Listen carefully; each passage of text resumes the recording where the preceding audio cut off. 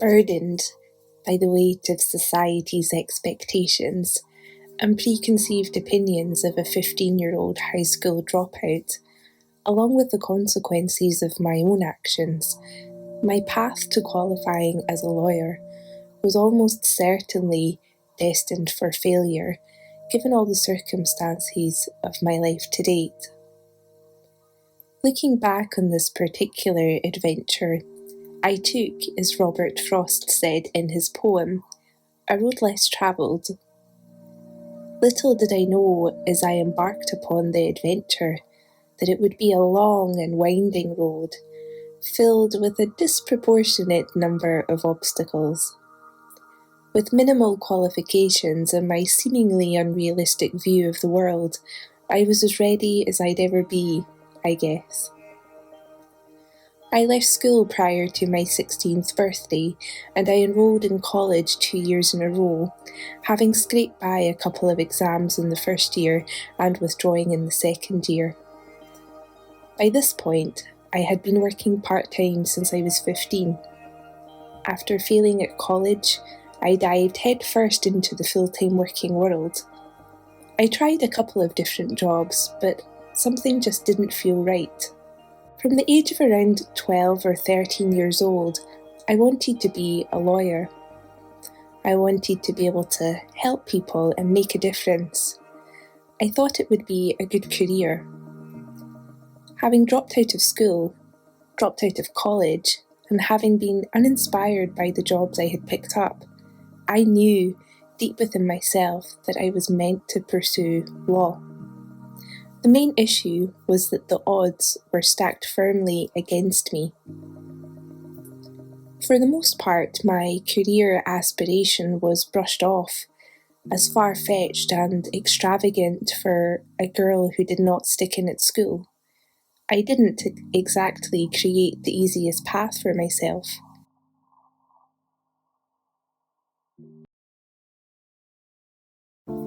Having left school so soon, I did not have the qualifications needed to get into law school. This did not stop me, however. After much researching, I figured out an alternative route. There was a 1-year access course I could take at a city college, which would allow me into a more advanced legal services course, lasting another 1 to 2 years. I figured that if I achieved good grades, I could then apply to law school either after 2 or 3 years. This was the route I was going to take. Family and friends, however, were quite cynical. My boyfriend at the time too. I was told by a number of people that I would never become a lawyer. They did not believe in me, which was perhaps understandable given my past record. I was a failure after all. Just another dropout. I thought about quitting many times before I even started. I was upset and angry for a while. A part of me believed them that I couldn't do it. But a bigger part of me felt so determined and driven to prove these people wrong. How dare they tell me what I can and cannot do? At the age of 17, I split up with my boyfriend, packed up my things, and I moved from my hometown to the city to study. I moved into private halls of residence, mostly filled with university students. I felt completely inadequate, a fraud. It really fed my inferiority complex, but it also made me even more determined and driven to succeed. I too would become a university student and I would no longer feel a fraud. I passed my first year, the Access course, quite easily. It was a fairly basic course in all honesty. It was easy to pass when most of the other pupils didn't really want to be there and made little effort. My second year involved a more advanced course. The students were much more attentive and put in the work. My anxiety increased. I had frequent meltdowns, mostly about not being good enough, intelligent enough. My fears got the better of me at times, remembering the comments from my family, my friends, and my boyfriend. At the same time, it was the fear that got me through those days. I knew that I was going to do this. I didn't know how, but I knew I would find a way. I worked the hardest I'd ever worked. I ploughed on. I took the exams at the end of my second year. As soon as it was over, I went straight back to my flat and I cried for days. It was a disaster. The wait for the results was painstaking. I really just wanted to be put out of my misery. The results arrived by post a few weeks later. Shaking and crying, I opened the envelope. I'd passed with an A. I thought there had been some sort of an error. I was on cloud nine for weeks afterwards when I realised it was actually correct. I was beginning to prove to myself and to the ones that doubted me that I could do this. My plan had originally been to do my third year at college, but instead I submitted a late application for university in the hope that I'd get a place. All but one university in my country had space left.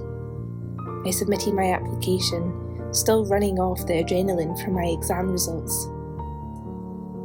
Unfortunately, my elation was short-lived when I found out my application was refused.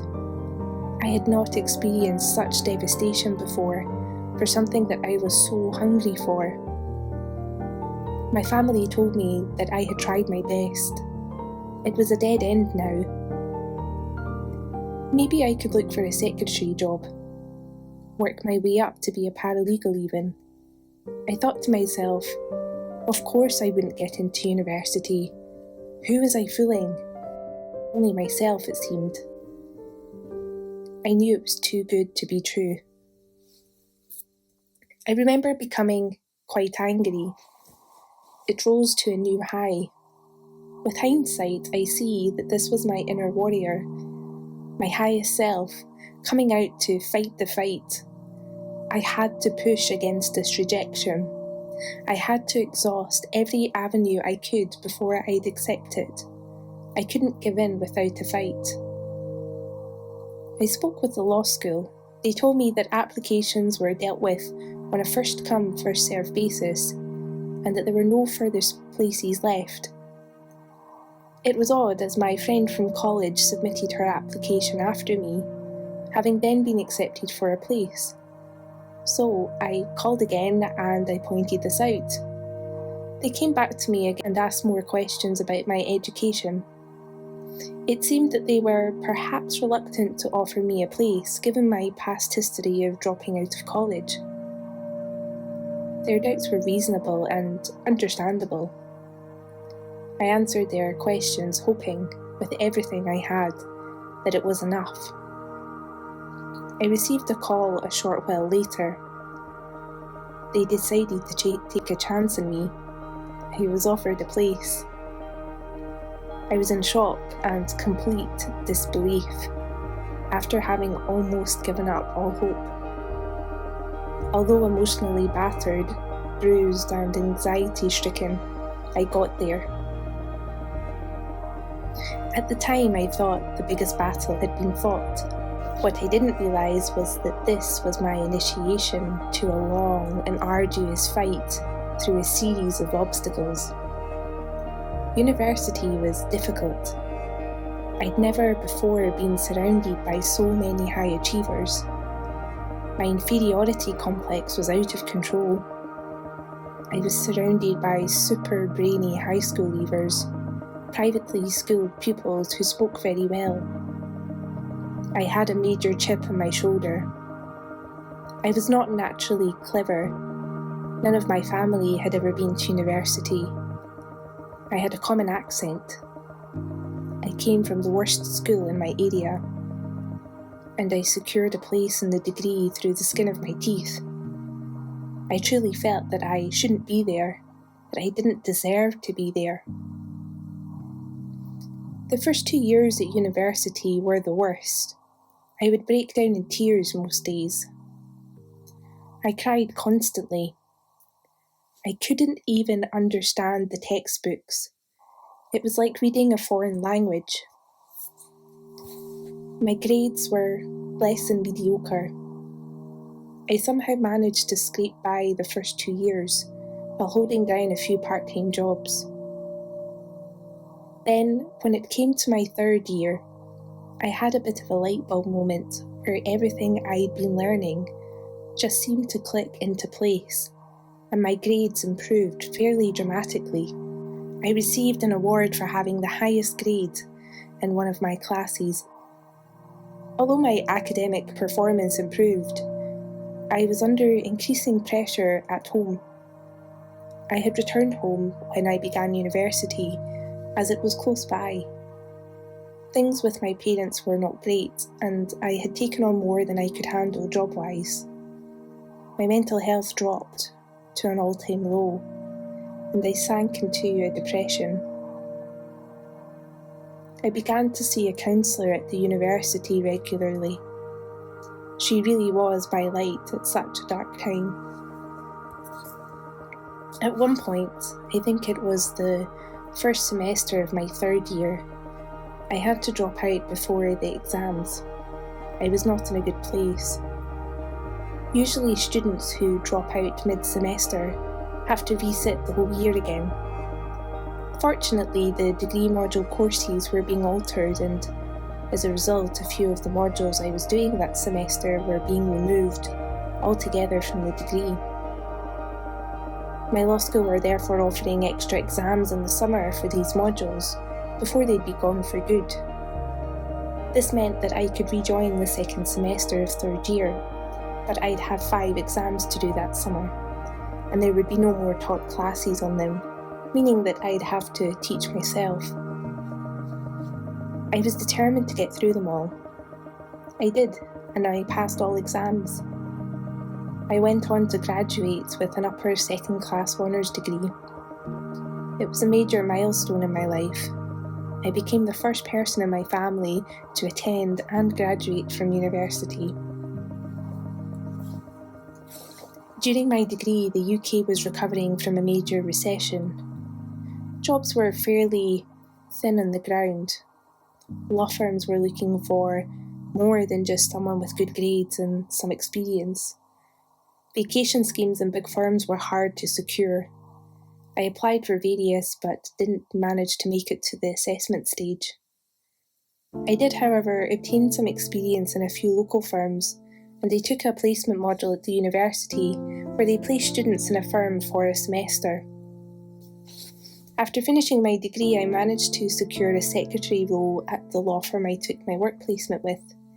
It was only meant to be for the summer after I graduated, but they kept me part-time when I went back to university to do my postgraduate course. The postgraduate course was for over 1 year. It's mandatory for those who wish to qualify as a solicitor in Scotland. It was a risk because it was a lot of money, and there was a real chance that I would not secure the 2-year legal traineeship that I needed in order to qualify as a solicitor. Traineeships were thin on the ground at the time, albeit much better than previous years, in the grip of the recession where there were more graduates than traineeships. I had to attend a different university for the postgraduate course, as the other university did not offer this. It was very much a cultural shock. The university was one of the top in the country. The students came from another world. It really was like living in another reality. I found it impossible to reconcile in my head. I was really an outcast.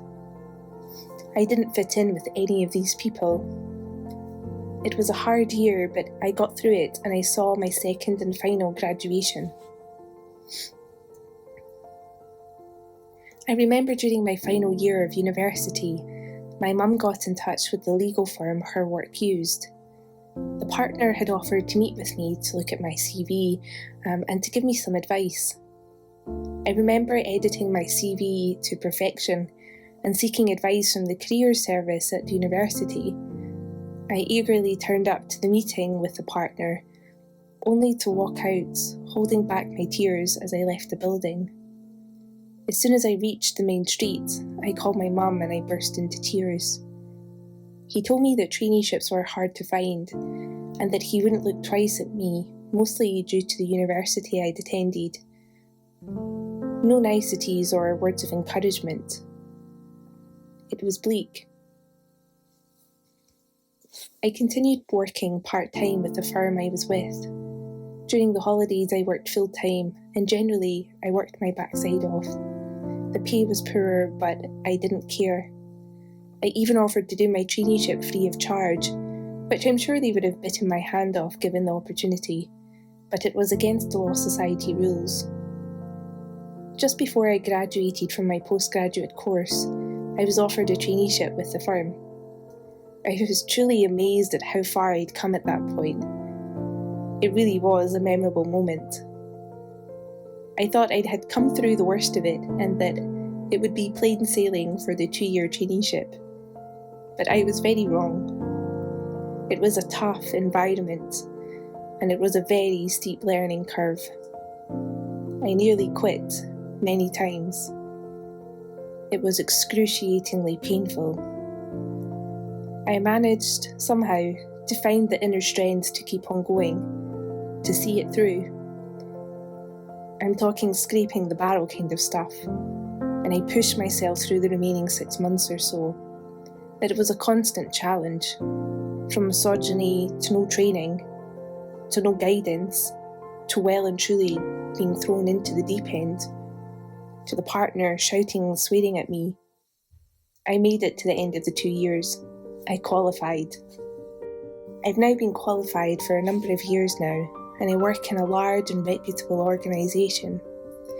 Throughout this eventful journey, I truly thought that luck and coincidence was on my side, but I've come to realise that there really is no such thing.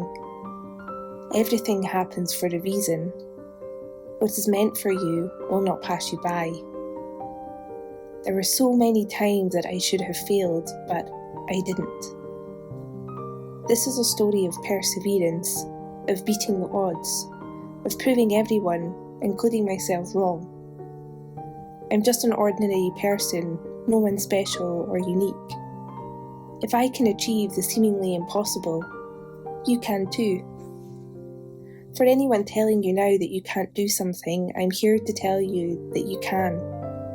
And those with inferiority complexes, self-doubt, or no confidence or self-esteem, I want you to tell yourself 2 things, and I want you to truly and deeply believe in them. Tell yourself that you can and you will. Second, there are people just as good as you, but there is no one, and I mean no one, better than you. Now say it with conviction. I hope I have given you inspiration today. Inspiration to do what you were here to do. Please share this video to whoever needs to hear this too.